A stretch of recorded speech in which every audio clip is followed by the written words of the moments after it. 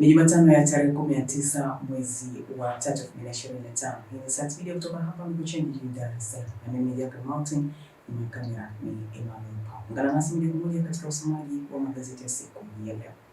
Nianza na gazeti ya Habari Leo. Na habari inasema miaka 4 ya nguvu. Samia apongeza mafanikio lukuki ya serikali. Asifiwe uchumi kukua, diplomasia, huduma za jamii. Katika ukurasa wa pili. Lakini Majaliwa atoa agizo mjadala wenye shahada kuitwa VETA.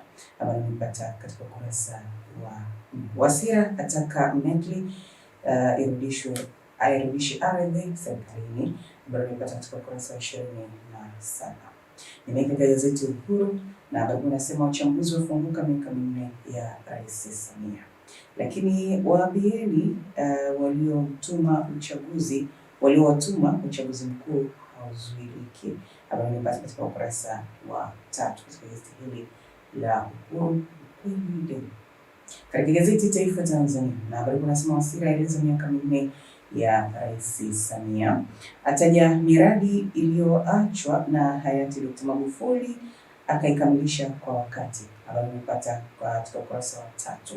Lakini mwekezaji Modewich atakiwa kurejesha ardhi Rungwe. Habari nimepata katika ukurasa wa 3. TBS yatenga zaidi ya bilioni 2 kuimarisha ofisi za kanda. Ukurasa wa 8. Safari ya mafanikio ya NHC na miaka 4 ya Rais Dr. Samia Suluhu Hassan.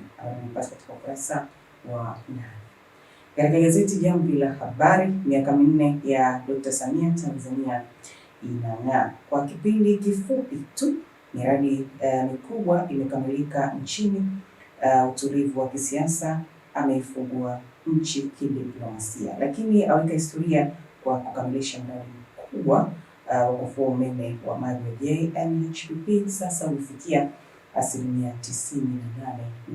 Lakini usafiri wa treni ya umeme kupitia reli ya kisasa kwa kiwango cha kimataifa SGR da hadi Dodoma unazidi kuvutia Watanzania na wageni. Lakini anaendelea kupongezwa na walimu kufuatia kliniki yake inayosikiliza kero zao ili kuzipatia ufumbuzi. Lakini msaada wa kisheria nao kwa wananchi wazidisha imani juu yake jinsi anavyojali kutatua changamoto za wananchi. Habari inaendelea katika ukurasa wa 3.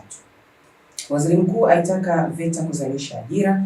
Ukurasa wa 3 pia. Lakini Lukuvi aikumbusha jamii juu ya uadilifu wa viongozi waliopita. Nimepata katika ukurasa wa 4.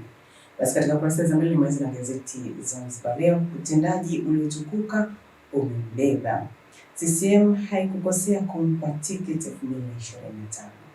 2025. Amewadhihirisha waliokuwa na shaka. Habari inaendelea katika ukurasa wa 2. Othman ahimiza viongozi kuwafariji wagonjwa. Habari inaendelea katika ukurasa wa 3.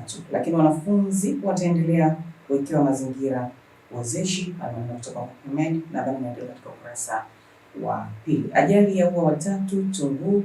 Habari nimepata katika ukurasa wa 3 katika gazeti hili la Zanzibar.